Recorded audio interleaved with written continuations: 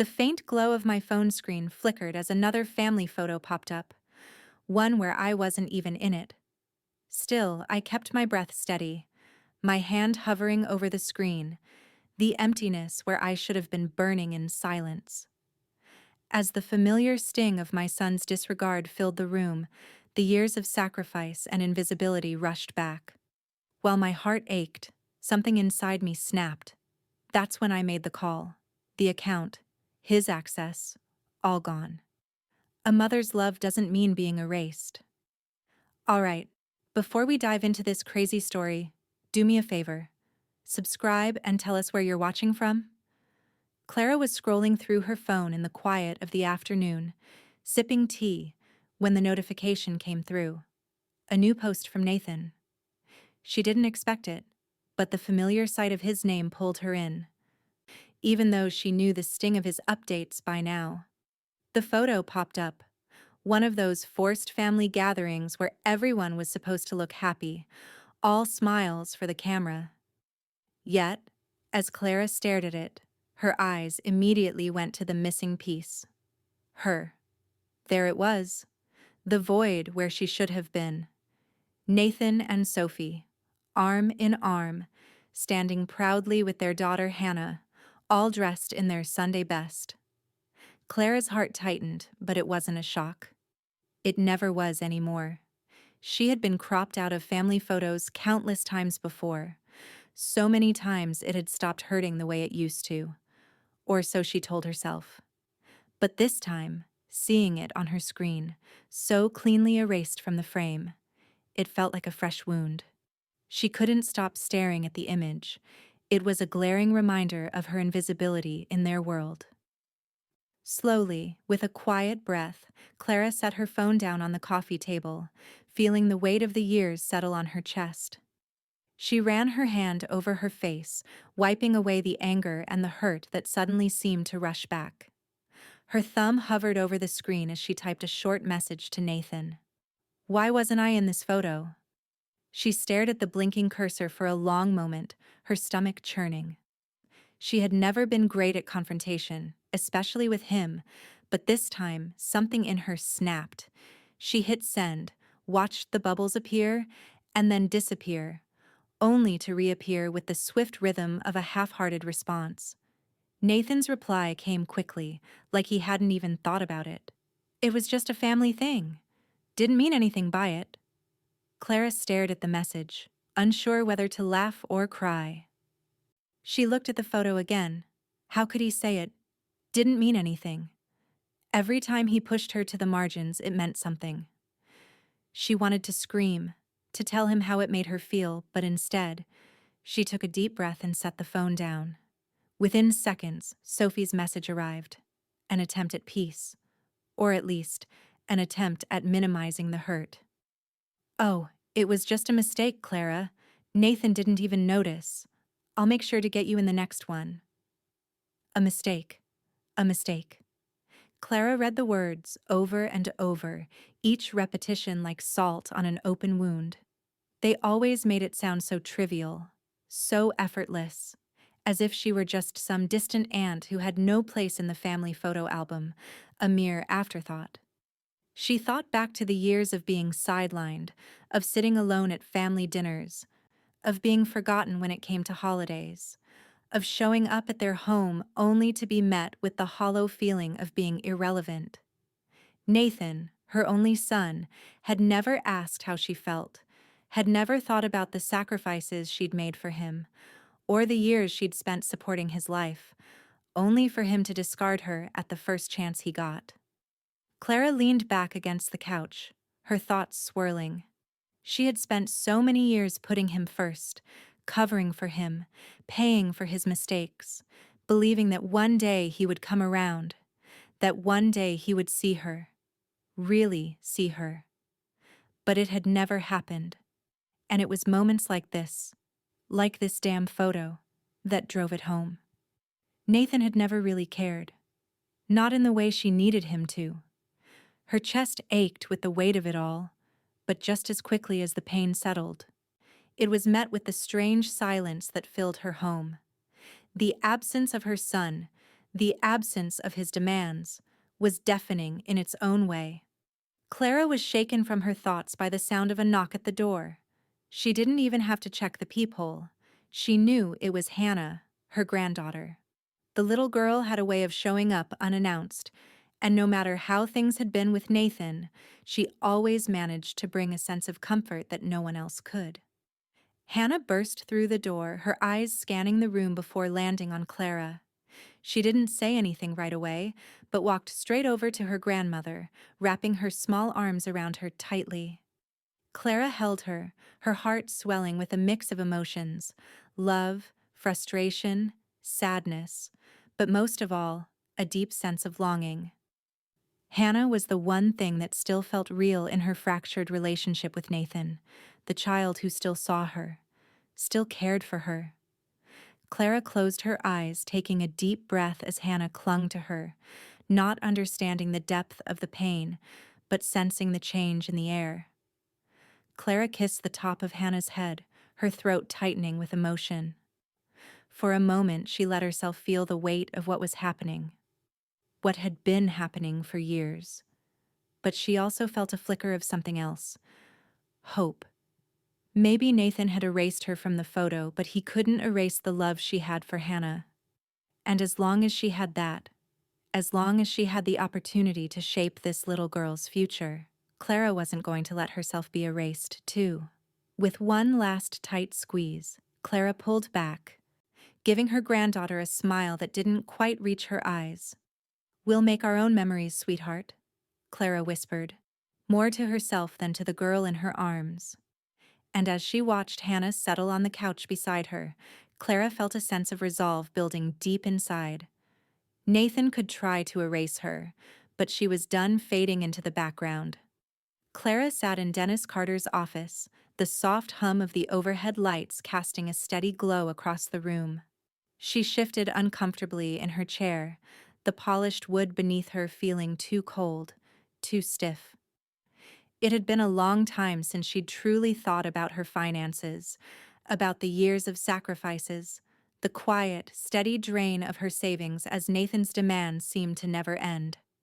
But today, Clara had made the decision to confront it, to face the reality of what she had been quietly enabling.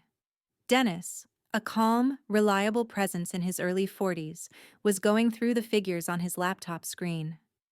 The steady click of his keys filled the silence as Clara sat back, her fingers gently tapping on the arm of her chair.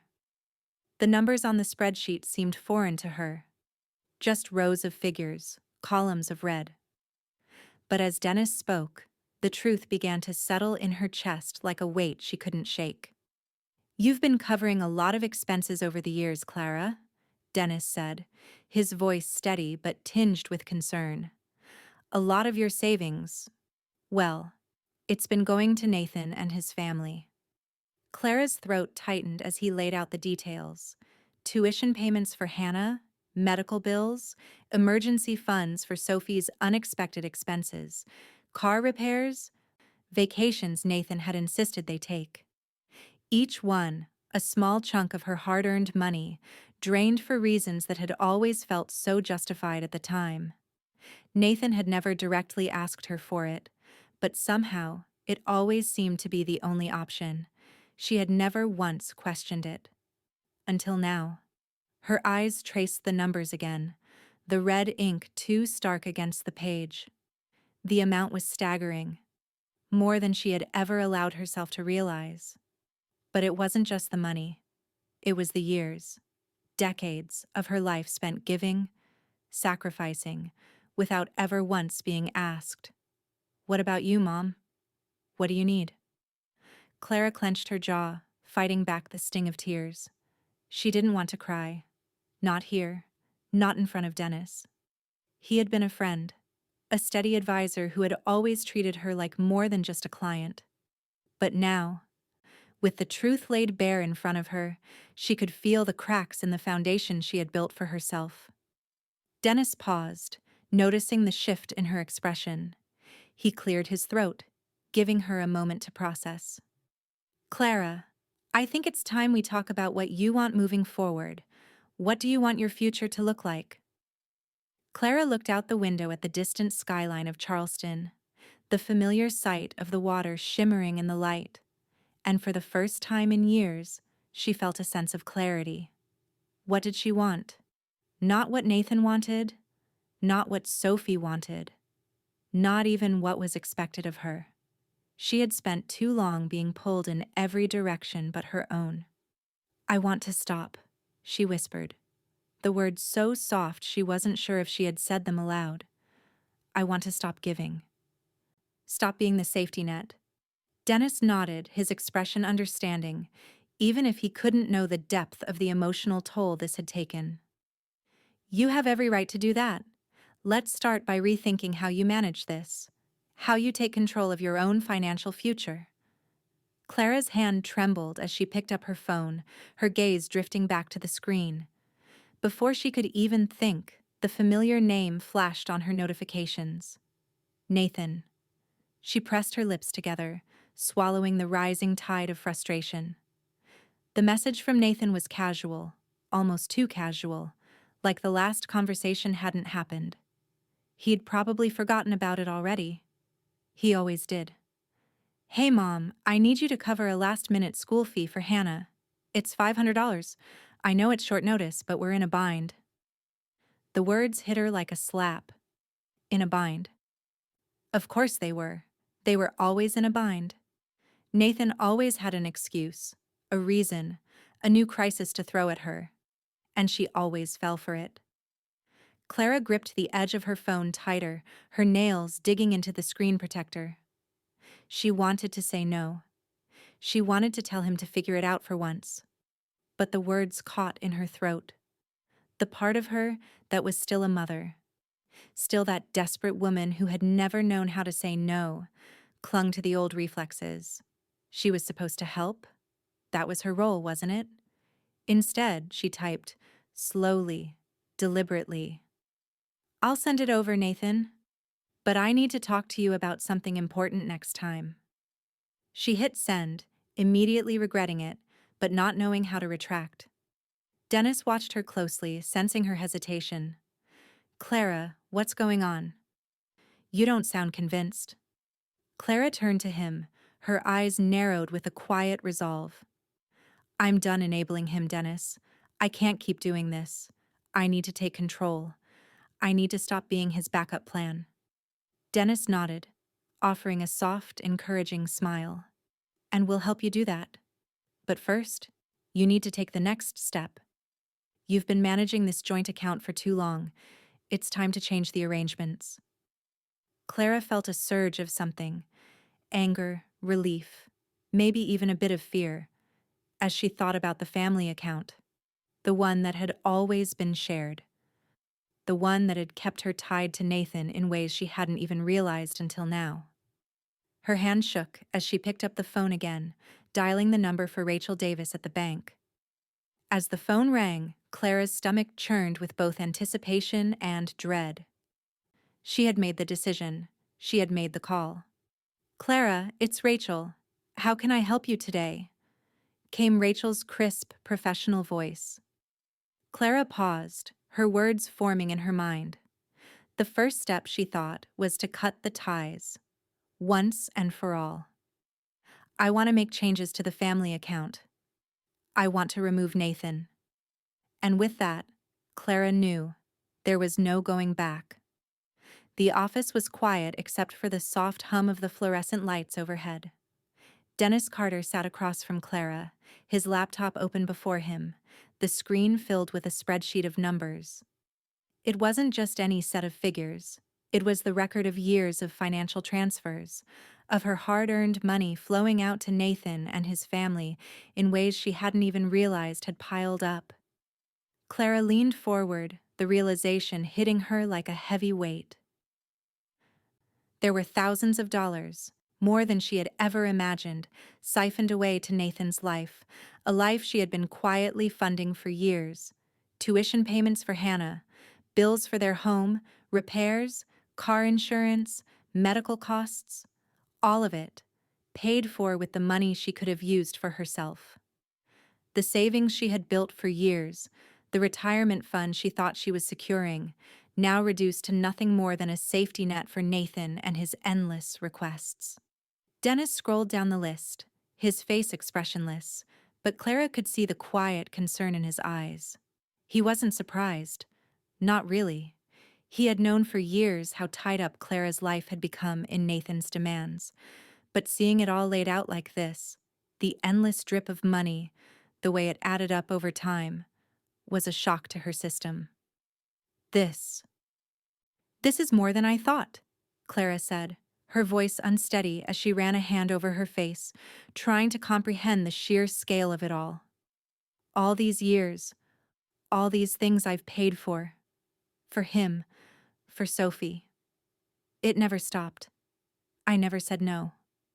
You didn't know, Clara, Dennis replied gently, closing the laptop with a soft click. You were helping, but now you're seeing the bigger picture. It's time to make a change. She nodded slowly, her chest tight. But how did I let it go on this long? She shook her head, feeling the sting of self-blame. It's my fault, isn't it? No, Dennis replied firmly. You were doing what you thought was best. But it's time to stop. You've been more than generous. Now, it's about taking control of your future. Clara's eyes fell to the list of transactions in front of her. It was too much.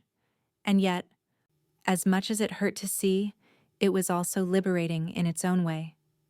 She had let it go on because she believed it was part of being a mother, part of being family. But family didn't work like this. Nathan didn't ask. Nathan didn't care. And Clara had to stop pretending otherwise. She sat back, her hand pressed against her chest, the familiar weight of guilt heavy in her throat.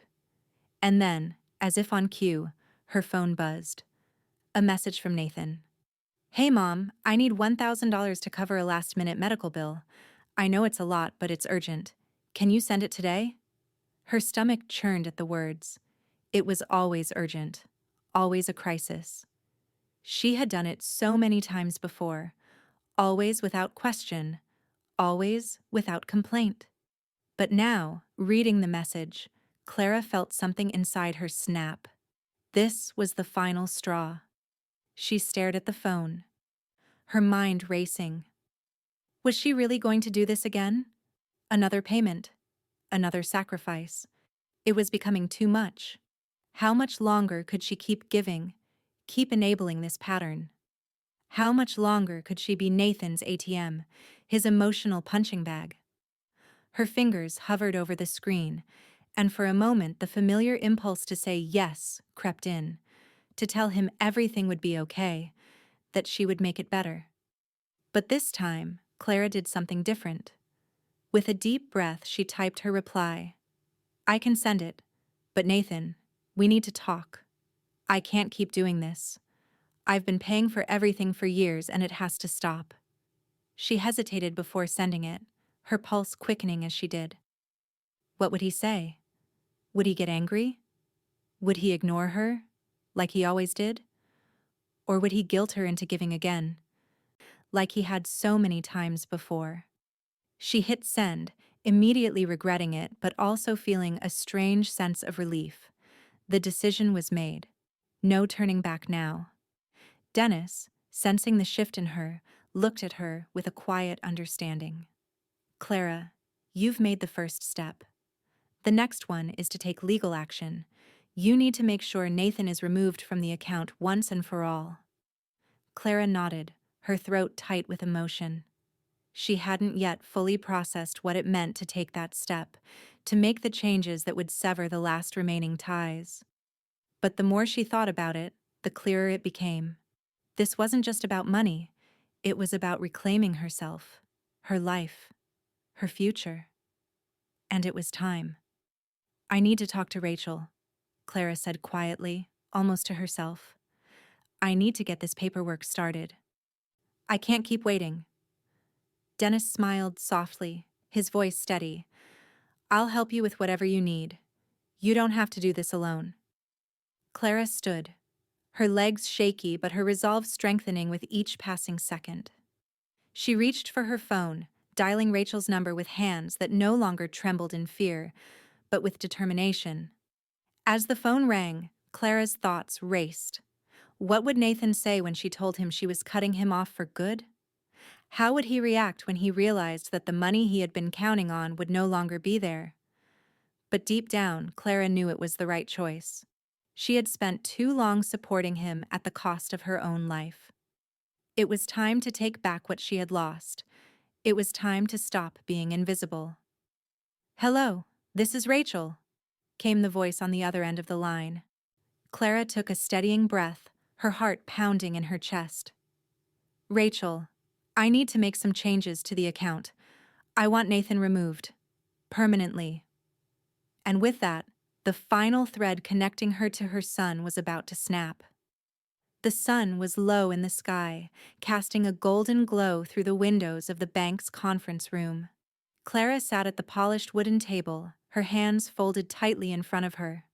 Rachel Davis, the bank officer who had always been sharp and efficient, sat across from her, flipping through a stack of paperwork. The air was thick with unspoken words, and for the first time in a long while, Clara felt a strange sense of control. "All right, Clara," Rachel said, looking up from the papers. Her tone was professional, but Clara could see the faint sympathy in her eyes. "You've made a big decision. I'm here to help you with the next steps." Clara nodded, her fingers drumming lightly on the surface of the table. She was still processing what had happened in the past few hours, the decision to take her finances back, to sever the connection with Nathan once and for all.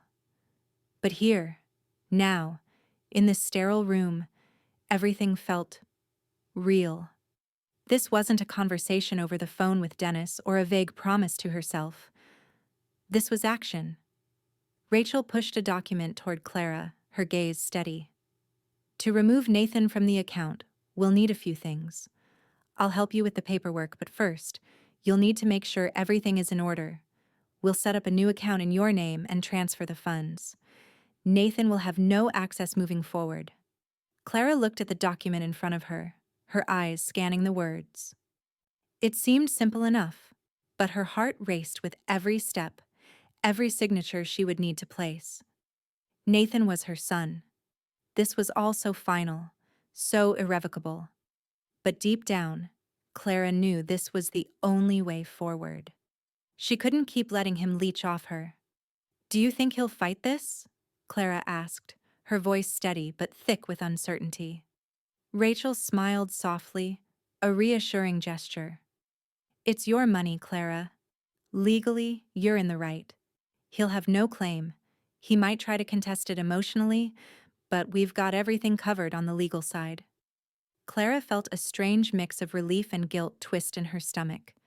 Relief, because it was finally happening, the end of a chapter. Guilt, because she knew Nathan would react. He would probably get angry. He might guilt her again, as he always did. But this time, it wouldn't matter. She couldn't afford to care anymore. Rachel continued to outline the specifics of the transfer, her voice professional and calm, but Clara's mind was elsewhere. For the first time in years, she could see the life that had always been waiting for her.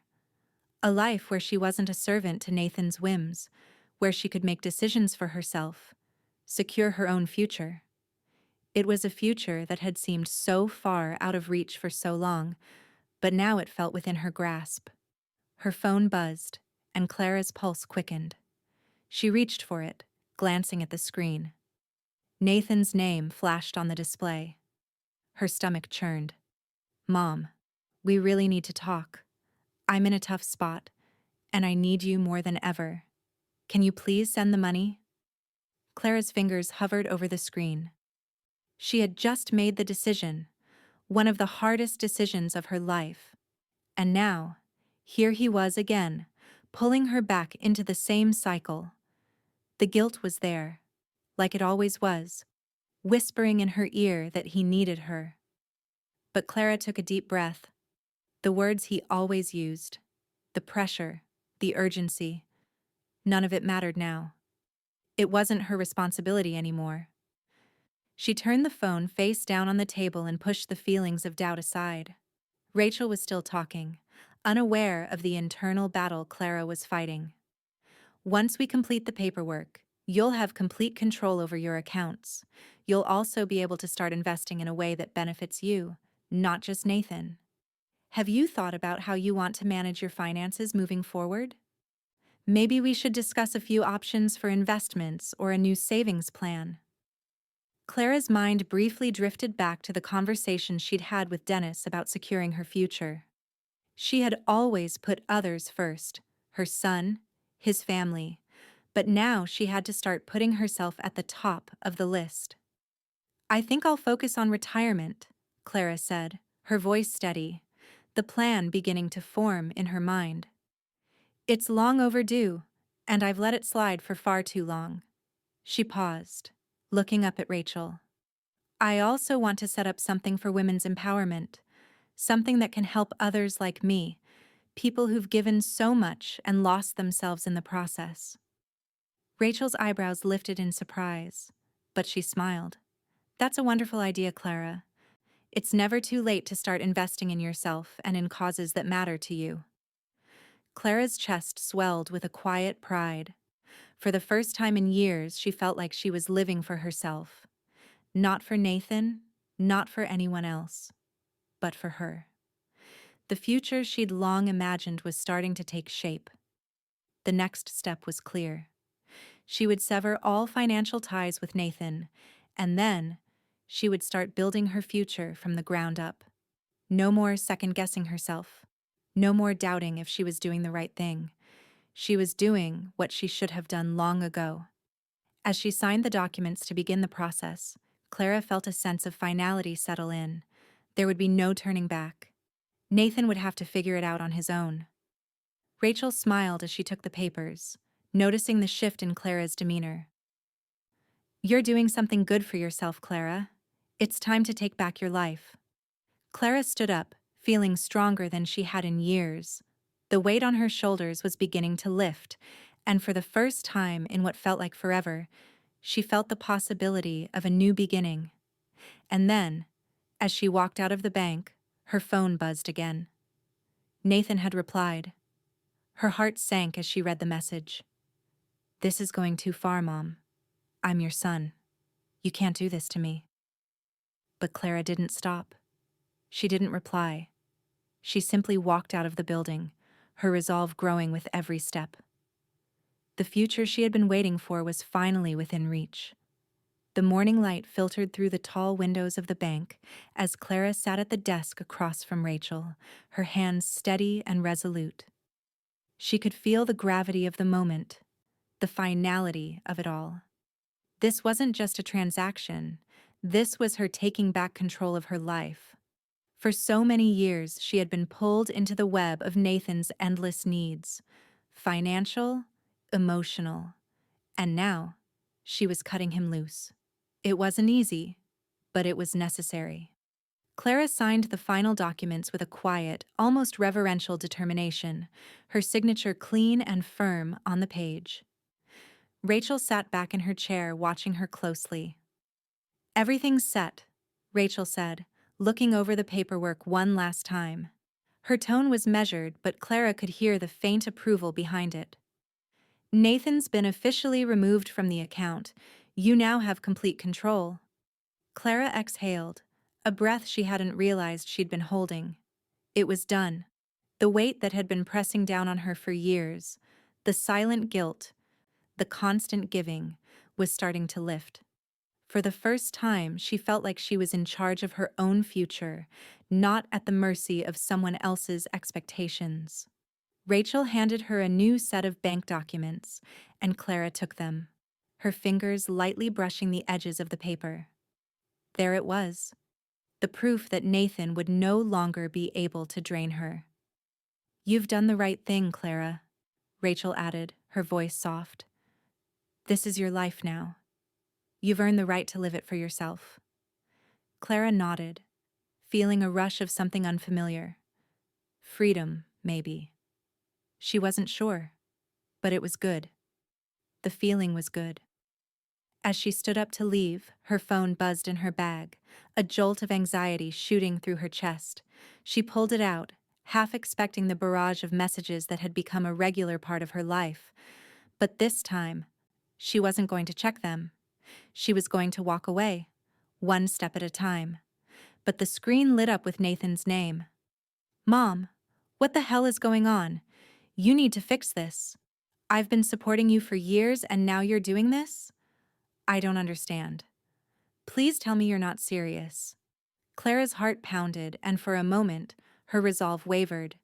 He had a way of making her feel small, of twisting the knife just when she thought she had healed. She looked at the message, feeling the familiar pang of guilt crawl under her skin. But then she remembered. This wasn't just about money. It was about her. About her life. About the years she had spent trying to please him, trying to be enough, only to be cast aside, year after year, without ever asking for anything in return. She took a deep breath and hit the call button. It rang once, twice. Then he picked up, his voice already sharp, angry. "Mom!" Nathan's voice crackled through the phone, the frustration evident in every syllable. "What the hell did you do? I can't get into the account. Why the hell did you remove me?" Clara felt her pulse quicken but stayed calm. "Nathan," she said, her voice steady and even.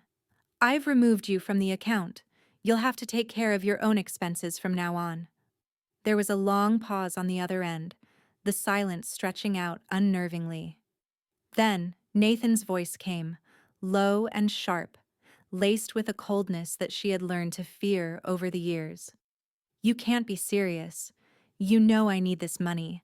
I don't know how I'm supposed to—" "No, Nathan," Clara interrupted, her voice firm but not angry.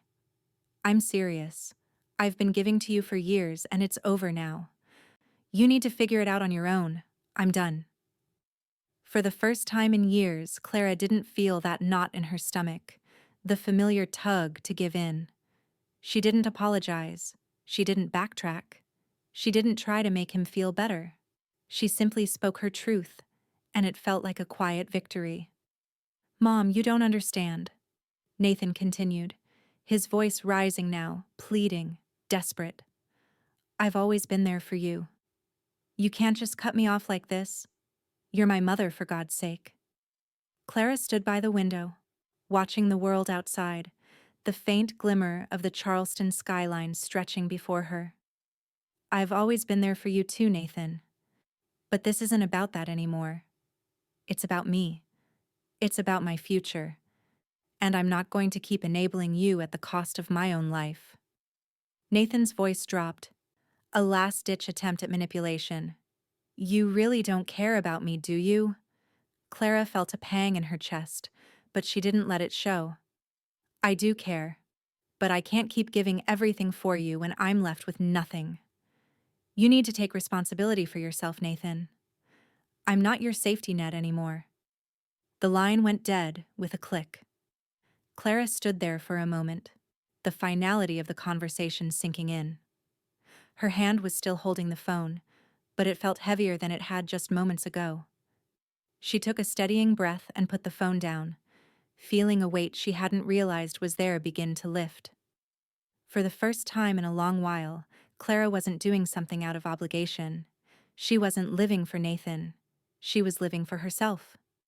And as she turned toward the door, stepping out into the world, she felt a deep, quiet power rising in her, a power she hadn't known she still had. Nathan had been cut off, and for the first time in years, Clara could finally breathe. But just as she walked outside, her phone buzzed again. This time, it was a voicemail. Clara's hand trembled as she hit play. Nathan's voice echoed through the phone, raw with emotion. "Mom, I don't know how much longer I can do this without you. You're all I've got left. Please, please don't do this. I need you." Clara closed her eyes for a moment, feeling the old pull, the old guilt. But then she heard Rachel's voice in her head, calm and steady. "This is your life now, Clara." And for the first time, Clara didn't respond. She just walked away. The next morning, Clara woke up to the same buzzing sound she had become all too familiar with. Nathan. It was his name lighting up her phone, again and again. At first, she thought it might be a fluke. Maybe a few desperate pleas mixed in with the usual emotional barbs. But after a half hour, she knew it wasn't going to stop. The notifications were relentless. His words, frantic and bitter, poured in. "You need to fix this, Mom. I don't care what you think. This is not the way to handle things. You've gone too far. I've been supporting you my whole life, and this is how you repay me? What's next? Cutting me out completely? I'm your son. You're supposed to be there for me. Don't make me beg." Clara stared at the screen, reading his angry words over and over, her fingers gripping the phone tightly.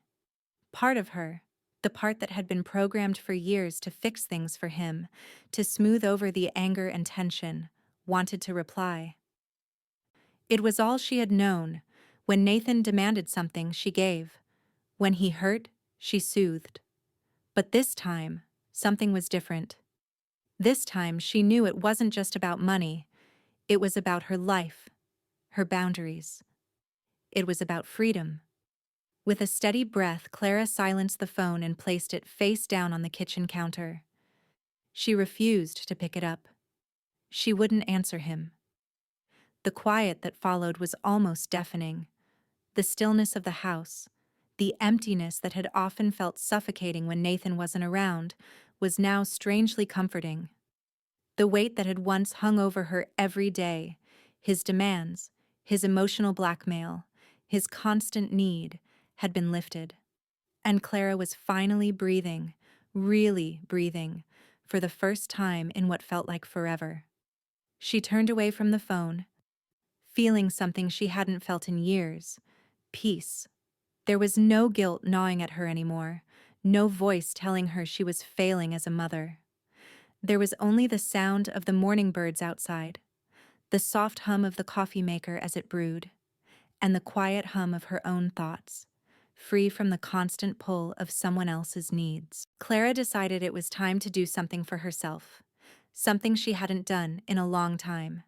She reached for her bag and grabbed her sunglasses, heading out the door with a sense of purpose.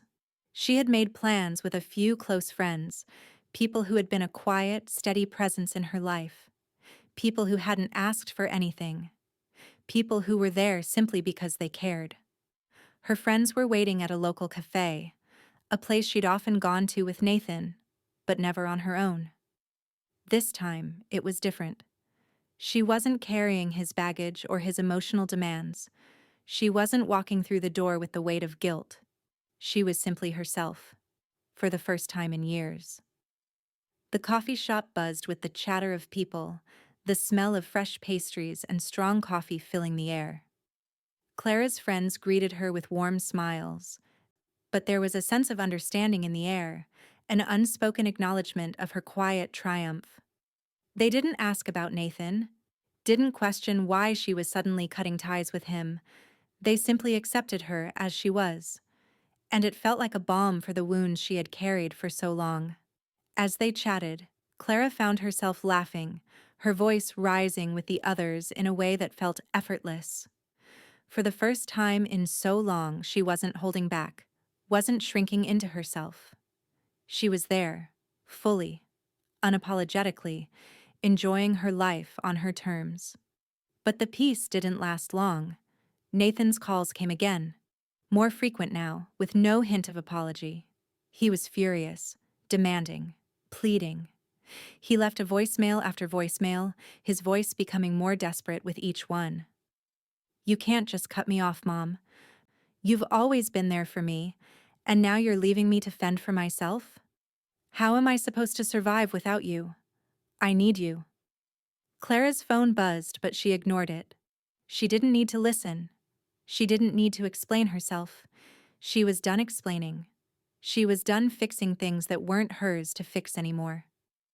Instead, she took another sip of coffee, the warmth spreading through her, and she let the calm of the moment wash over her. Her friends talked about their lives, about small joys, vacations, new hobbies, plans for the future. Clara listened, but her mind kept drifting back to the decision she'd made. For the first time, her future felt like it belonged to her. She could invest in herself, build something for herself, without feeling like she owed it to anyone else. When the conversation shifted, Clara checked her phone again, her heart still racing a little from the earlier tension. Nathan's messages hadn't stopped, but she couldn't bring herself to care. And then, she did something she hadn't done in years. She wrote. Clara unlocked her phone, her fingers steady as she typed the words she had never thought she'd say out loud. "This is the freedom I've been waiting for." She sent the message, not to Nathan, but to herself. It was a declaration, a promise to never return to the past, to never be anyone's lifeline again. Her phone buzzed again. This time she didn't look at it. Instead, she looked out the window, watching the world pass by.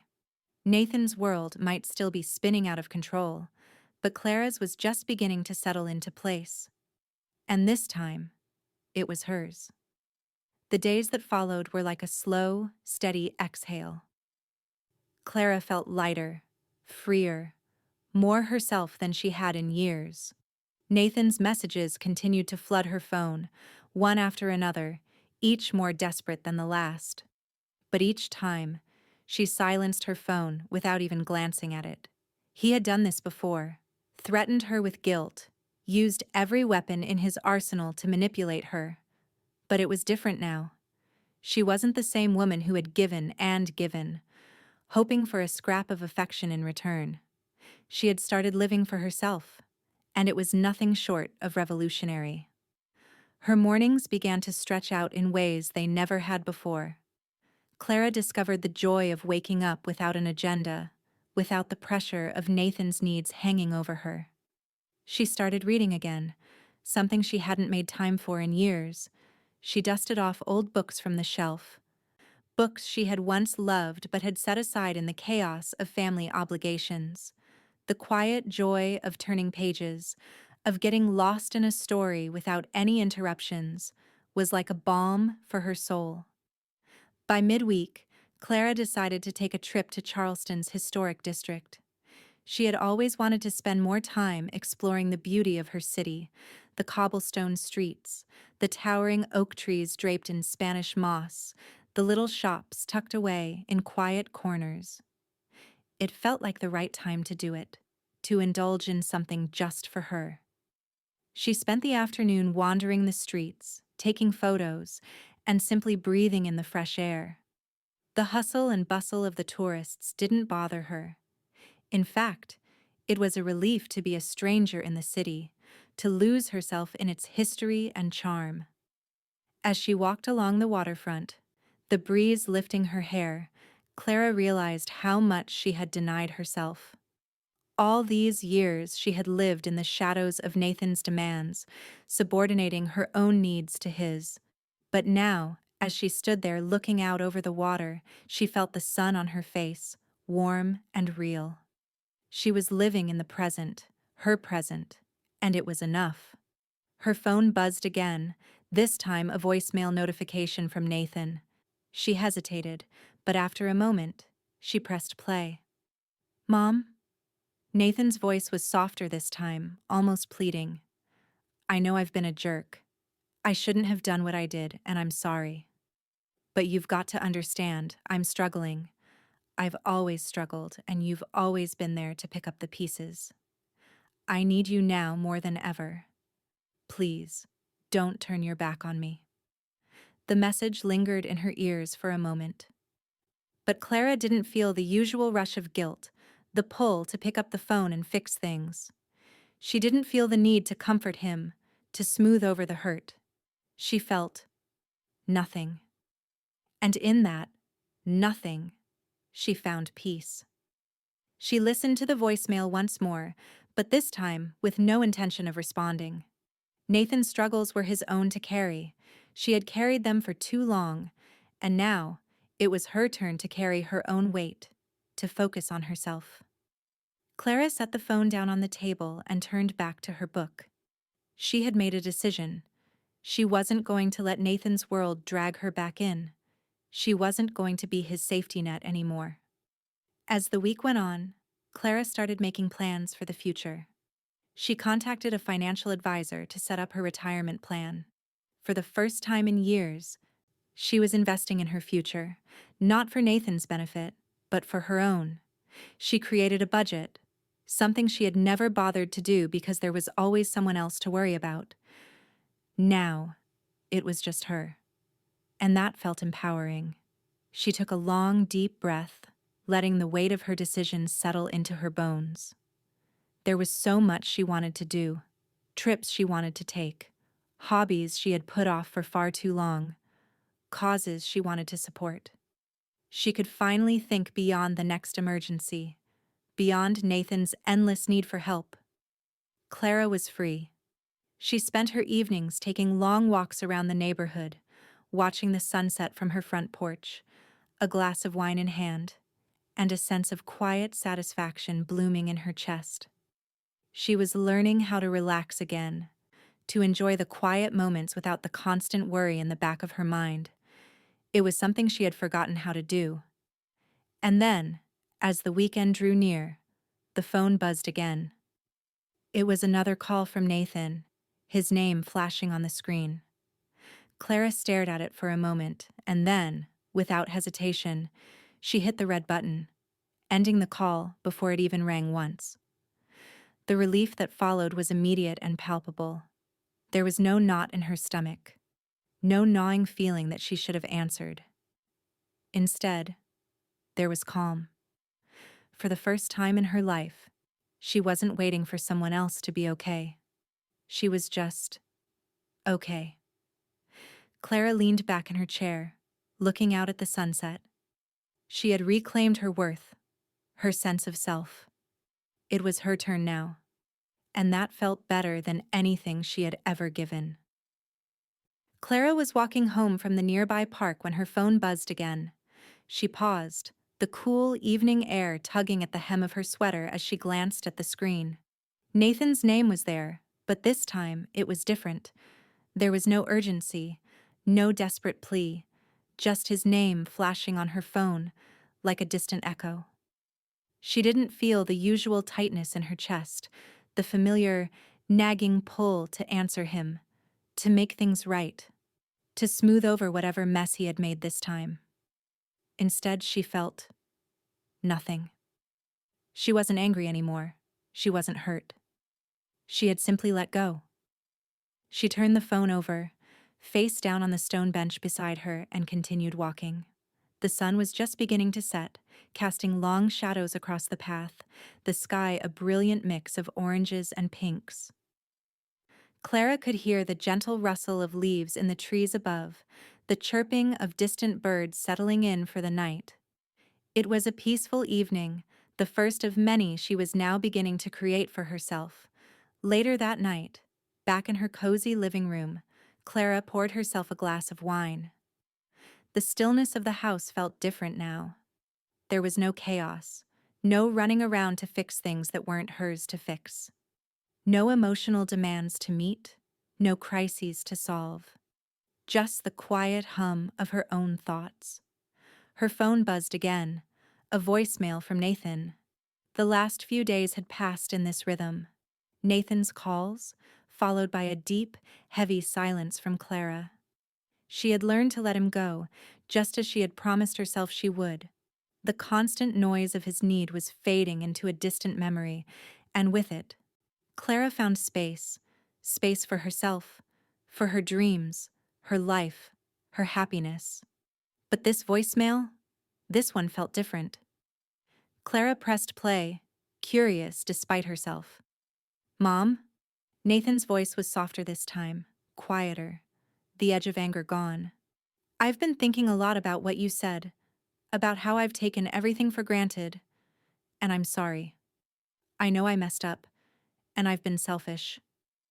But I need you to know, I didn't mean to hurt you. I don't know how to do this without you. I'm really sorry, Mom. Please call me back. Please." Clara sat there, holding her glass of wine, listening to the final words, the fragile apology that hung in the air between them. It wasn't much. It wasn't the apology she had imagined for so many years. But it was something. It was a crack in the armor he had built around himself, and that, in itself, was worth something. And yet, as the voicemail ended, Clara felt no rush to pick up the phone, no tug of guilt or longing, just a quiet, steady certainty that she had made the right choice. She sat with the silence for a while, letting the words from Nathan float away into the space they occupied. They didn't belong to her anymore. The apology wasn't for her to accept on his terms, to heal him, to fix him. She would forgive him, but on her terms, not his, when she was ready. For the first time in a long while, Clara allowed herself the grace of time. The moment she had longed for had finally arrived, an independence that was hers alone. It was intoxicating, freeing. It was like breathing deeply for the first time in years, filling her lungs with air she had once denied herself. She didn't need Nathan's validation. She didn't need his approval. She needed only her own. Clara reached for her phone and stared at the screen. There was no need to respond. Not yet. Nathan's journey was his own. This moment, her moment, was for her. She put the phone down and turned her attention back to the evening. The warmth of the wine, the light of the lamp beside her, the peaceful hum of the house. These small moments, these ordinary moments, felt sacred. She could finally be present in them. As the night stretched on, Clara reflected on everything she had learned, on everything she had given up to get to this place. It had been hard. It had been painful. But now, she could finally see it. The future she had been afraid to imagine was here, waiting for her. The weight of the past had lifted, and in its place, a new horizon stretched out before her. Clara didn't need Nathan to be whole. She didn't need him to be okay. She was okay, and that was enough. As she stood up, walked over to the window, and looked out into the soft, velvety night, Clara smiled to herself. Tomorrow was hers to create. Days turned into weeks, and Nathan's attempts to reconnect became more frequent, more urgent. His messages started out with tentative apologies, the softness in his voice still carrying traces of the anger and desperation from before. But Clara, for the first time, didn't feel that familiar tug in her chest. She didn't feel the need to pick up the phone and smooth over the rough edges of his world. She knew what was at stake now, her own peace, her own life, and she wasn't going to let anyone take that away from her. "Mom, I really need to talk to you. I don't know how much longer I can do this on my own. Please, let's work this out." Clara looked at the text but felt nothing. She didn't feel the guilt. She didn't feel the weight of her motherly instincts telling her to answer, to make it right, to go back to the role she had always played. Instead, she took a deep breath, set her phone down, and went about her day. She had learned that Nathan would always find a way to pull her back into his orbit if she let him. He was good at it. Too good. But Clara was done being manipulated. She had been for weeks, and every moment she spent choosing herself over him felt like another victory, another step further into the life she had long denied herself. It was working. She was moving on. In the background of these small but powerful decisions, Clara's financial situation slowly began to improve. She had never realized how much of her savings had been siphoned off until she'd sat down with Dennis and started taking control. Now, with Nathan officially out of her accounts, she found herself saving for the future, something she hadn't done in years. Her retirement plan had started, and with every deposit, Clara felt a deep sense of security she hadn't known she could have. It wasn't just about the money. It was the knowing that she was making decisions for herself, no one else. For the first time in a long time, Clara didn't have to worry about how she would pay for the next crisis. She didn't have to scramble for the next loan or the next last-minute transfer. The constant stream of financial demands from Nathan was gone. She was free from that weight, and it was freeing, not just financially, but emotionally, mentally. Her afternoons were her own. She had started visiting local art galleries, something she had longed to do but never found the time for. The galleries were quiet, peaceful spaces where she could get lost in the colors, the shapes, the stories behind the brushstrokes. She was enjoying the simple beauty of life, without the backdrop of guilt and obligation that had clouded her days for so long. Walking along the waterfront, Clara allowed herself to enjoy the small things she had once overlooked: the sound of the waves lapping against the dock, the quiet hum of the city in the distance, the occasional passerby with their own story, their own rhythm. For the first time, she felt a sense of connection to the world around her, not the heavy, suffocating pull of responsibility she had once felt toward Nathan, but a peaceful acknowledgement of her place in it. She was at peace. And yet, Nathan didn't stop.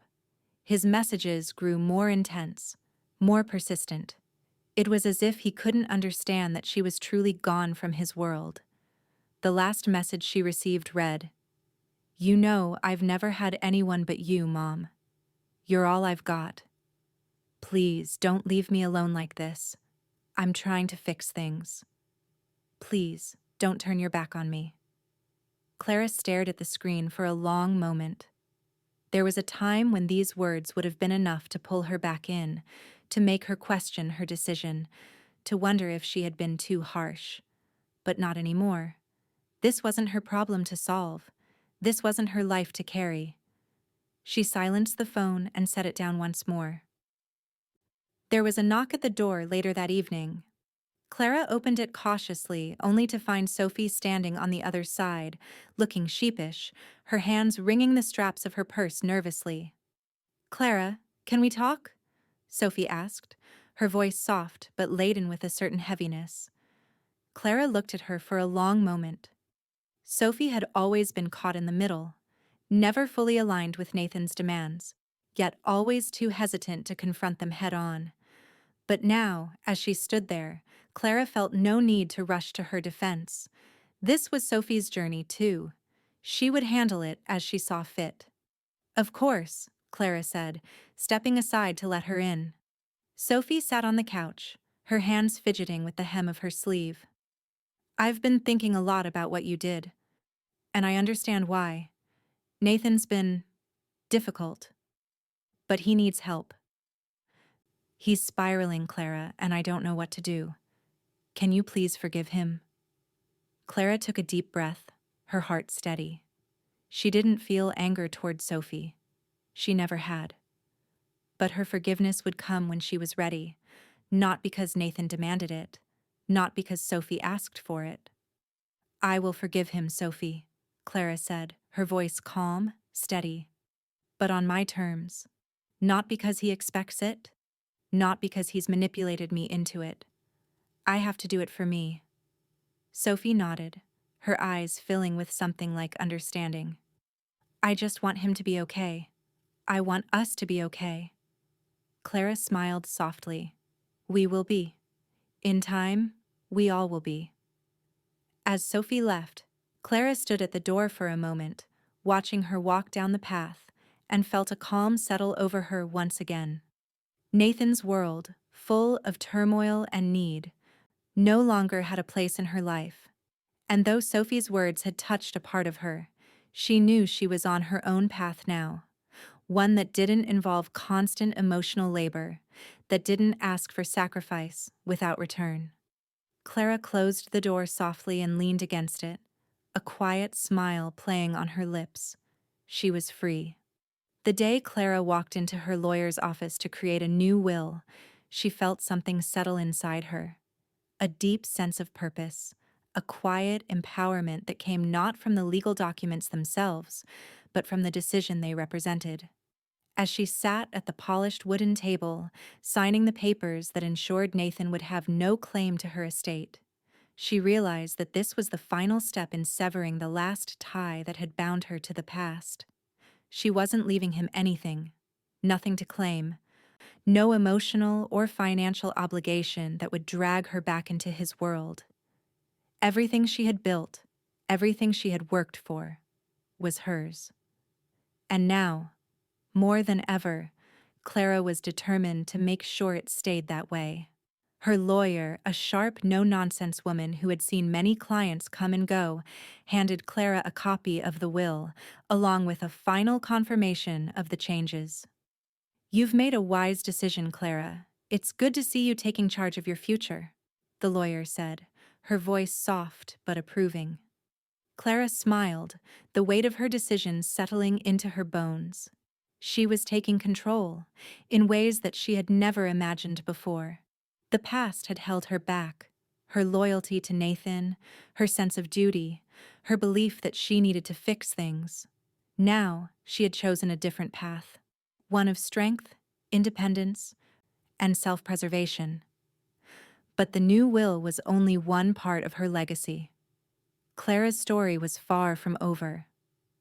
Over the next few months, Clara became more involved in causes that mattered to her: women's empowerment, financial independence, and mental health awareness. She attended conferences, joined local organizations, and made a conscious effort to step into spaces where she could give back, using her own journey as a beacon for others. She started mentoring women who, like her, had spent years giving everything to others, only to find themselves lost in the process. Her story was one of survival and growth, and she shared it freely, hoping that by doing so, she could light a path for others to follow. In one of her first sessions as a mentor, Clara sat in a cozy community center, a circle of women gathered around her. She could see the hesitation in their eyes, the uncertainty. They reminded her of herself, the woman who had spent years second-guessing, apologizing for taking up space. But she knew now that she had earned the right to occupy that space. She had earned the right to take up room in the world. And as she spoke to them, telling her story of liberation, independence, and self-worth, she saw the spark in their eyes begin to flicker. "This is your life too," she told them, her voice steady, but filled with the rawness of everything she had gone through. "You can choose to live for yourself, to create the life you deserve. I'm here to tell you, it's never too late to take that first step." Clara watched as the women absorbed her words, some nodding in understanding, others wiping away quiet tears. It was an odd, humbling feeling, the realization that her story wasn't just her own anymore. It was a tool for change, a catalyst for others to reclaim their own power. But Nathan's presence was never far from her mind. His calls, his texts, they still came, despite her best efforts to distance herself. One afternoon, after a particularly moving mentoring session, Clara found herself staring at her phone. It buzzed with another one of Nathan's messages, this time with the same desperate undertone that had characterized his previous attempts to reconnect. "I'm really sorry, Mom. I know you're mad, but I'm trying. Please, let me back in. You can't do this alone. I need you. Don't leave me." Clara felt the familiar pull of guilt, but this time it was quieter, more distant. The old Clara, the one who always answered, who always felt responsible for smoothing things over, would have replied. She would have tried to fix him, to make him feel better. But not now. Not anymore. Instead, Clara stared at the message for a moment, and then placed her phone face down on the table. She didn't need to respond.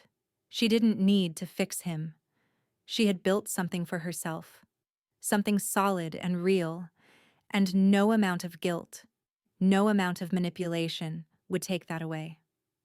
The phone buzzed again, but she ignored it, focusing on the conversation happening in front of her.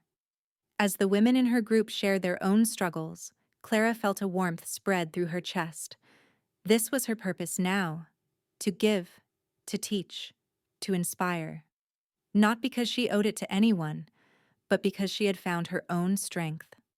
And as the months went on, Clara's life blossomed in ways she had never expected. She traveled to new places, learning to enjoy her own company, to explore the world on her terms. She invested more in her hobbies, learning new skills, and finding joy in things she had once neglected. Nathan's world, full of chaos and need, had no place in her life anymore. It was hard, but with every step she took away from him, Clara grew more confident in her own ability to thrive without him. Her legacy was not in the money she would leave behind, but in the lives she touched, the women she inspired, and the strength she had built in herself. Clara's story was one of liberation, of taking back her power, and she would make sure that story lived on. She stood at the window one evening, looking out over the city she had once felt so distant from, and realized that for the first time in years, the future didn't feel like a burden. It felt like an open road, and it was all hers. Tomorrow, she would take another step forward. The story was far from over. Clara had been surprised when the first message of support came. She had expected to slip into the quiet anonymity of her new life, to quietly make her way forward without fanfare. But as her story spread, through the women's empowerment circles, through social media platforms, and through word of mouth, she began to receive messages from strangers, from women who had walked paths similar to hers, who had been trapped in relationships that drained them, who had felt their worth tied up in the approval of others. The first message came from a woman named Linda, who had spent 25 years caring for a husband who never appreciated her. Clara, the message began, your story inspired me to leave. I've been following your journey, and I realized I don't have to stay trapped. Thank you for giving me the courage to start over. Linda's message was followed by many others, dozens, then hundreds, each one more heartfelt than the last. Women who had found strength in Clara's story, who had seen themselves in her struggles, who had used her choices as a stepping stone to their own liberation. Each message filled Clara with a quiet sense of pride. This was why she had endured. This was why she had chosen to share her pain, to be open about her struggles, even when it felt like too much. But even as her world expanded in ways she had never imagined, her past, the family she had left behind, remained a shadow on the horizon. Nathan's actions had cost him, in ways that Clara knew were immeasurable. Financially, he had lost access to her accounts, his safety net gone. Emotionally, he had lost his only steady source of support, the one person who had always been there, no matter how many times he crossed her boundaries. But it was his own doing, Clara reminded herself. She had given him every chance, every opportunity to change, but he never had. And now his demands had driven her to a place where she could no longer put his needs before her own. She didn't feel anger. She didn't feel resentment. What she felt was a quiet relief, a knowing that Nathan's actions were his responsibility alone. One afternoon, as Clara sat in her office preparing for a new mentoring session, the phone buzzed again. This time, it wasn't Nathan's number, but a message from Sophie. Clara, Nathan's been reaching out. He's in a bad place. He's asking for help, but I don't know what to do. Can you forgive him? Please think about it. The message was a reminder of the ongoing weight that Nathan's presence still held even from afar, but Clara didn't rush to reply. Instead, she let the message sit on the screen for a while, the words filling the space between her and the life she was building. Clara had learned not to rush. She had learned to take her time, to make decisions for herself, and to let the noise fade into silence. For the first time, she recognized that forgiveness wasn't a gift Nathan was entitled to. It was something she would offer when she was ready, when it felt right. Not because he demanded it, but because she had found peace in her own terms. As the evening rolled in, Clara found herself with her granddaughter Hannah in her small sunlit kitchen. Hannah had been a constant bright spot in Clara's life, the one person who had never made her feel invisible. And now, Clara wanted to teach her something important, something that had taken Clara a lifetime to understand. "Hannah," Clara began, stirring the soup they were making together, "I want to tell you something. You are valuable, not because of anything you do for others, but because of who you are. Your worth doesn't come from anyone else's approval. It comes from you. Remember that always, okay?" Hannah looked up at her with wide, earnest eyes. "I will, Grandma. I promise." Clara smiled, her heart swelling with pride. She wasn't just breaking free from the past. She was building a new future for herself and for the generations to come. It was a legacy of self-worth, of independence, and of strength. Later that evening, as Clara sat in the quiet of her home, her phone buzzed again. "Nathan." She hesitated for a moment before glancing at the screen. Another message from him. "Mom, I've been trying to reach you. Please, I can't do this without you. You're all I have left." Clara stared at the message for a long time, the words sinking in. It wasn't the first time he had said something like this, and it wouldn't be the last. But now, Clara understood the truth of it. He didn't need her. He needed to learn how to stand on his own, just as she had learned to do. She put the phone down, feeling nothing but a deep, quiet satisfaction. Her peace was not something Nathan could take from her anymore. Her life was her own to shape, her future hers to create. Clara stood, walked to the window, and looked out at the night. The city was alive with its own rhythm, and Clara was a part of it now, not as someone who had given everything away, but as someone who had finally learned to live for herself. She smiled, knowing that, no matter what Nathan said, she had made a difference. And that, at last, was enough. The invitation arrived on a Tuesday, a letter tucked into the pile of bills and junk mail. Clara almost missed it, but when she noticed the gold-embossed logo at the top of the letter, her heart skipped. It was from the Women's Empowerment Conference, a prestigious gathering that celebrated stories of resilience and transformation. The email inside read, "We would be honored if you could join us as a speaker at this year's conference. Your journey has inspired so many, and we believe your story of independence and empowerment would resonate with our audience." Clara sat back in her chair, stunned. She had never imagined this. A few months ago, she had been struggling to find her way, lost in the shadows of her past. Now she was being asked to speak, to share her story with a room full of women who had walked similar paths, who were hungry for the hope and strength that had once seemed so elusive to her. She quickly typed out her acceptance, the words flowing naturally. She had no idea what the future held, but she knew she would be there, standing in front of women who, like her, were finding their own strength. She had made it through, and now she could help others make it through too. The day of the conference arrived, bright and clear, the kind of morning that seemed to hum with possibility. Clara stood backstage, feeling a mixture of nervous excitement. This was it. This was the moment she had been working toward.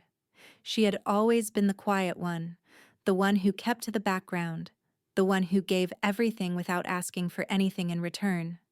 But now she was about to stand in front of a room full of people, owning her story, owning her life. The applause when she stepped onto the stage was overwhelming. She had expected nerves, but as the crowd settled, she felt an unfamiliar calm wash over her. This was her space. This was her moment. She took a deep breath and began to speak, her voice steady but filled with the rawness of everything she had lived through. She spoke of the years spent in the shadows of her son's needs, of the financial strain, the emotional manipulation, the toll it took on her soul. But she also spoke of the day she decided to take back control, to reclaim her life and her worth. She spoke of the freedom she had found, the peace that came with saying no, with choosing herself. As she spoke, Clara could feel the energy in the room shift. The women were hanging on to every word, nodding, wiping away tears, smiling as they recognized pieces of their own stories in hers. Clara was no longer just a woman speaking into the void. She was a beacon, a guide, a symbol of what was possible when a person chose to live for themselves. She had become the woman she had always wanted to be, the one who didn't need anyone's approval, who had learned that her worth came from within. And now, she was passing that strength on to others.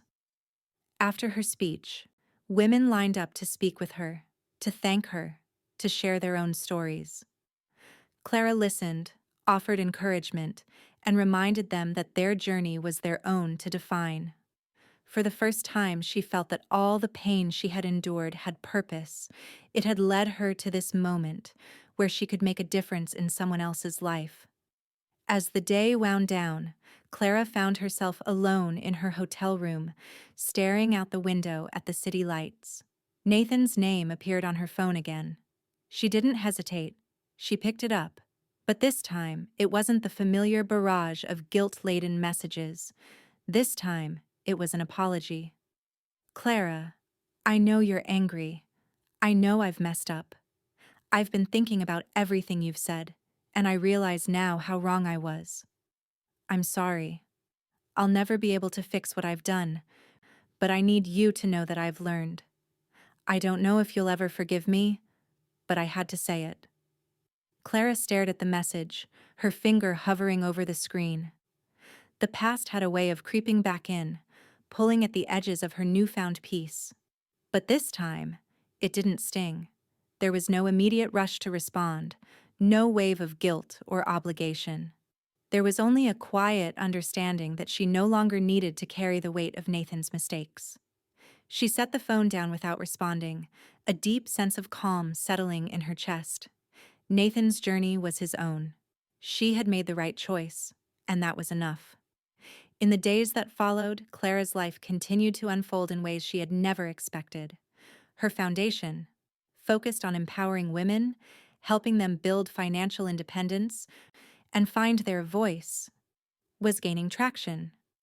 She was invited to more speaking engagements, to mentor even more women, and to share her story on a wider scale. Nathan's life, on the other hand, seemed to stagnate. He continued to reach out, but Clara's absence in his world only seemed to highlight the damage his actions had caused. His life, once filled with a sense of entitlement and manipulation, had become a shadow of what it used to be. The people he had relied on were no longer there to fix his mistakes. The lessons Clara had learned the hard way, lessons about boundaries, self-worth, and self-respect, were now his to face. Clara smiled to herself, knowing that, in the end, her actions had made a difference, not just in her own life, but in the lives of others who were finally finding their way. She had created a legacy, not of money, not of obligation, but of strength and transformation. Tomorrow, she would continue building the life she had dreamed of, and for the first time, Clara was exactly where she was meant to be. Clara stood backstage at the Women's Empowerment Conference, the familiar nervous energy swirling in her stomach. But this time, there was something different. A quiet confidence, a knowing that she had earned her place here. The crowd out front was buzzing with anticipation, the hum of conversations rising and falling like waves. She had been here before, but not like this. This time, she was no longer the woman who had been lost in the shadows of someone else's needs. She was the woman who had stepped into the light of her own life. As Clara walked to the podium, the room fell silent. She could feel their eyes on her, the weight of their expectation. But it wasn't intimidating. It was empowering. She was ready. She took a deep breath and began. I'm here today because I chose to reclaim my life. I chose to stop living in the shadows, to stop enabling someone else's journey while I neglected my own. Her voice was steady, stronger than it had ever been. For years, I gave everything to someone who didn't appreciate it. I lost myself in the process, and it took me a long time to realize that I deserved better. The crowd shifted, their attention tightening. Clara could feel their energy, the empathy, the shared recognition of her words. This was not just her story, it was theirs too. She continued, sharing her journey of independence, the painful choices she had made, and the peace she had found. With each word, she felt a weight lifting. The applause at the end of her speech was deafening, and for the first time, Clara felt like she was truly seen. Not as someone's mother, not as a giver of endless sacrifices, but as the woman she had become. As she stepped off the stage, a quiet smile spread across her face.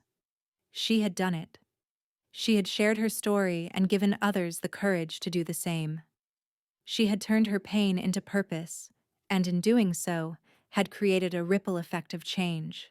Days passed, and Clara found herself enveloped in the warmth of her new life.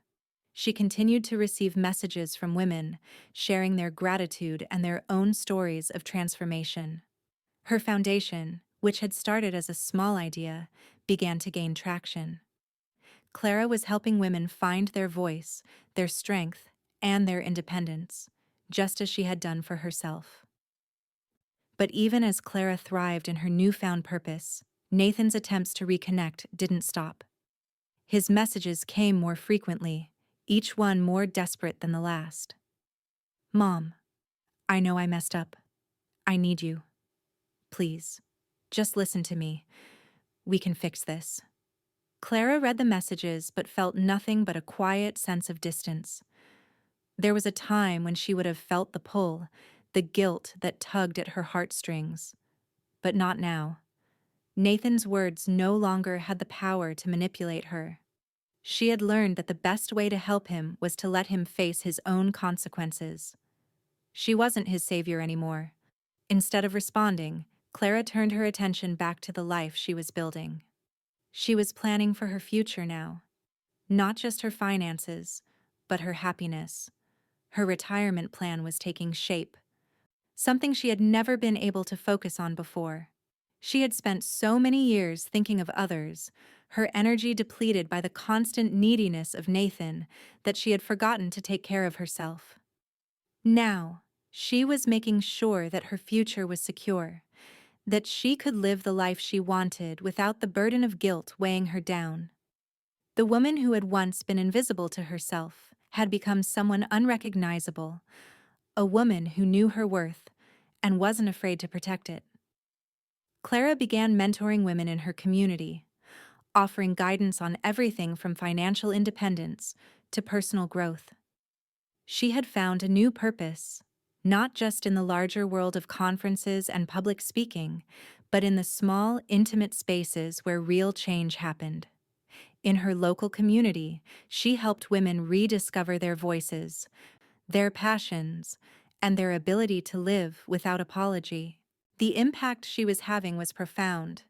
Women came to her, hesitant at first, but leaving with a new sense of empowerment.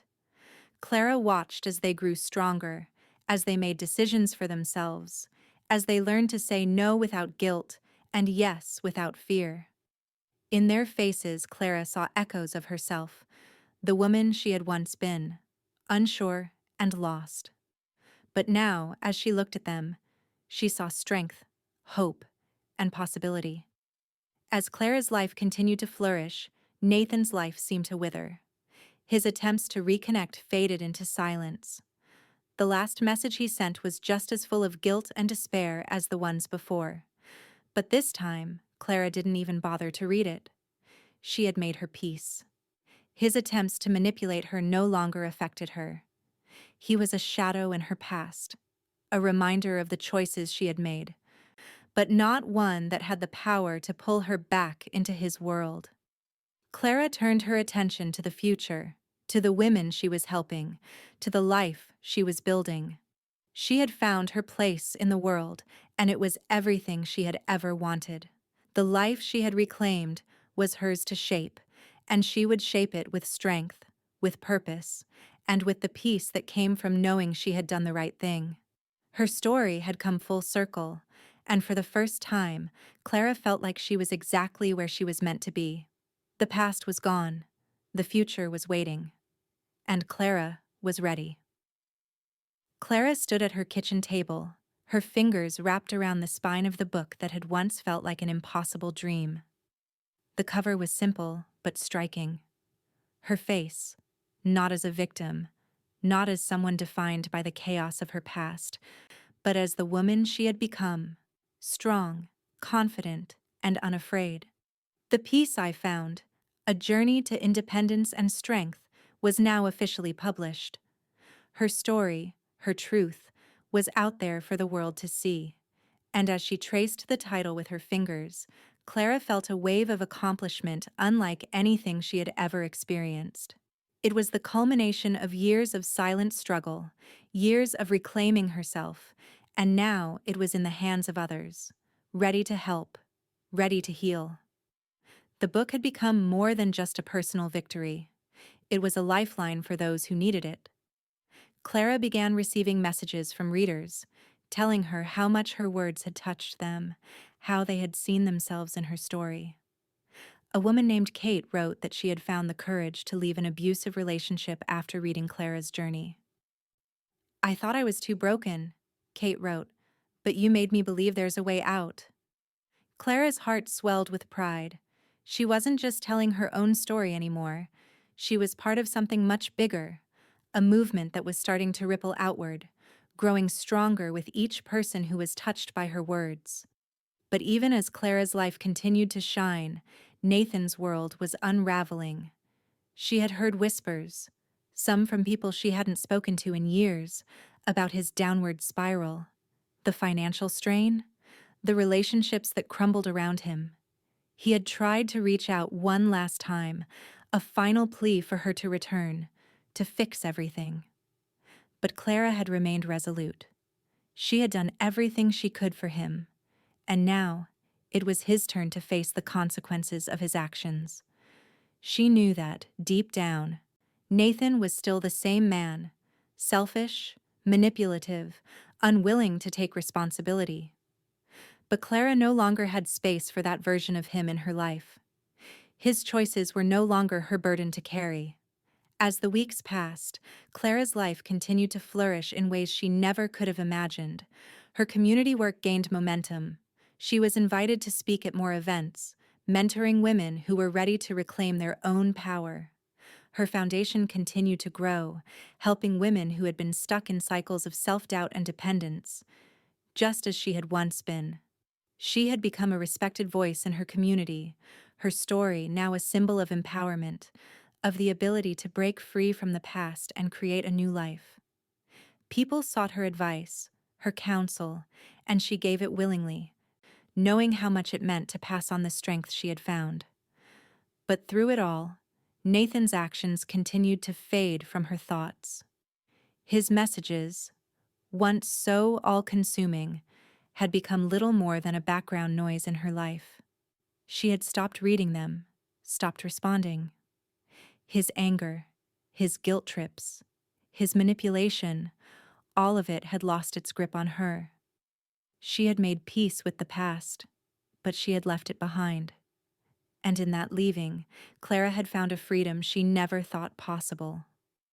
One afternoon, as Clara sat on her porch, sipping her tea and watching the sun dip below the horizon, a sense of profound calm washed over her. The life she had rebuilt was hers to shape, and she was doing it with grace and strength. She had taken the pieces of her broken past and created something beautiful, something that couldn't be broken. For the first time, Clara wasn't just surviving, she was thriving. She was in control of her destiny, and no one, not even Nathan, could take that away from her. Her journey had brought her here, to this moment of peace. The storm had passed, and now, Clara was standing in the quiet after it, with nothing but possibilities ahead. Nathan, however, was a different story. He had become a shadow of the person he once was, someone who lived in the past, constantly trying to manipulate his way back into Clara's life. His phone calls went unanswered. His messages were left unread. The more he reached out, the more Clara felt a quiet relief knowing that she was no longer part of that world. It no longer had any power over her. She had found her peace, and it was unbreakable. Clara stood, gazing out into the horizon, feeling the cool evening breeze against her skin. The life she had reclaimed was everything she had ever wanted, and more. She was finally the woman she had always deserved to be. Not defined by the actions of others, not held back by the weight of responsibility for someone else's choices, but free to live fully, freely, and on her own terms. As the sun set behind the trees, Clara smiled softly, knowing that her future was hers to create. Nathan's actions no longer had the power to pull her into his world. She was the architect of her own happiness, and nothing could take that away from her. The past was gone. The future was hers. And with that, Clara closed the door on the life she had left behind, stepping boldly into the future she had built. This was her peace. This was her freedom. And it was everything. Clara stood at the edge of the park, the setting sun casting golden light over the fields. She had spent countless afternoons here in the past, walking aimlessly, her thoughts clouded with worry, guilt, and the overwhelming weight of responsibilities that weren't her own. But now, as she stood there, the world before her felt wide open, full of possibility. She felt the cool breeze against her skin and breathed in deeply, letting the air fill her lungs. This was her time, her life. For the first time in years, Clara felt truly free. Her days had become a rhythm she could call her own. Each morning, she woke up with a sense of purpose, not out of obligation or necessity, but out of choice. She had learned to savor the quiet moments, to fill her time with activities that nourished her soul. From speaking at local empowerment workshops to mentoring young women who sought the kind of strength she had fought so hard to find, Clara was building a legacy that had nothing to do with sacrifice or selflessness. It was about strength, independence, and the freedom to live on her own terms. Clara's heart swelled with pride as she thought about how far she had come. Her foundation was thriving, her book continuing to inspire others, and her own life was no longer dictated by the demands of her past. She no longer had to answer to Nathan, to the man who had once been her son, but had turned into someone so distant, so unrecognizable. Nathan, with his endless calls, messages, and emotional blackmail, was no longer at the center of her world. It wasn't that Clara didn't care about him anymore. It was that she had finally learned to let go. She had accepted that she couldn't fix him, and that his life was no longer hers to save. His attempts to reach out continued, but Clara remained distant, her heart no longer pulled by his manipulation. She had forgiven him in her own time, but the freedom she had gained came at the price of cutting the cord completely. Nathan, once the center of her emotional universe, was now relegated to the outskirts of her life, a shadow of someone who no longer had the power to affect her. It was an odd feeling, this absence of guilt, but it was also a relief. It allowed Clara to step fully into the future, to embrace all the possibilities that had once felt too far out of reach. She walked through her days now, not looking over her shoulder, not worrying about what Nathan might do next, but fully present in her own life.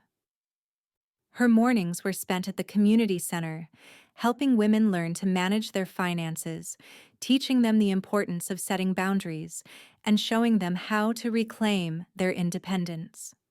In the afternoons, she often walked through Charleston's historic streets, soaking in the beauty of the city she had once felt disconnected from. She had come to love the small moments, the way the light filtered through the trees on King Street, the sounds of the market coming alive with music and chatter. She felt connected to everything now, and most of all, she felt connected to herself. As the days passed, Clara found herself making plans for the future, plans that no longer revolved around the uncertainty of her son's needs. She began investing in her own future, setting aside money for travel, for hobbies she had always dreamed of but had never pursued. For the first time, she allowed herself to dream without the weight of guilt pulling her back. She saw herself traveling to Europe, taking art classes, meeting new people who shared her passions. She was no longer waiting for permission to live. And then, one evening, as Clara was walking home from a local coffee shop, her phone buzzed again. Nathan. She had come to expect it by now. The occasional message, the desperate attempts to make her feel sorry for him, to pull her back into his orbit. This one was no different. It was a simple text. Mom, please. I can't do this without you. You're all I have left. Clara stopped in her tracks and stared at the message. There was a time when this would have broken her, when she would have felt torn between the woman she was becoming and the mother she had always been. But now, there was only a quiet understanding. Nathan had always been her responsibility, but he had never taken responsibility for himself. He had drained her energy, her time, her love, and now it was up to him to face the consequences of his actions. She had given him everything she could, and it wasn't enough because he had never wanted to change. Clara didn't respond to the message. Instead, she put the phone back in her bag and continued her walk. There was no anger in her heart, no bitterness, just peace. She had made her decision. The future she had chosen was not one she would compromise, not for anyone. As she walked back to her apartment, Clara smiled softly. She had walked away from the past, fully embracing her independence. She had chosen to live for herself, to build a life that was hers to shape. Nathan would remain on the outskirts of her life, his attempts to reach her falling on deaf ears. But she was at peace with that. For Clara, this was everything she had wanted. The future was hers. And with that, Clara's story ended on her own terms. After my son cropped me out of family photos, I cropped him out of my account and my life.